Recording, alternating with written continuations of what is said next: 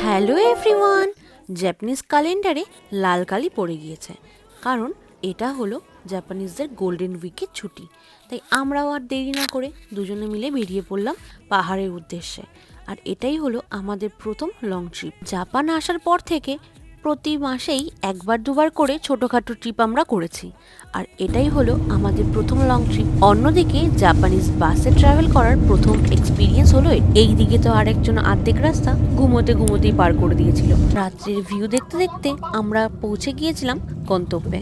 প্রায় 3 ঘন্টা কাটিয়ে দিয়েছিলাম বাসে। এরপর সকালে ঘুম ভেঙে পর্দা সরাতেই আমার যে কি অসম্ভব ফিলিংস আসছিল সেটা আমি আপনাদেরকে বলে বোঝাতে পারবো না, কারণ জানলা খুলতেই সবুজ গাছপালার ফাঁক দিয়ে মাউন্ট ফুজিকে দেখতে পাচ্ছিলাম।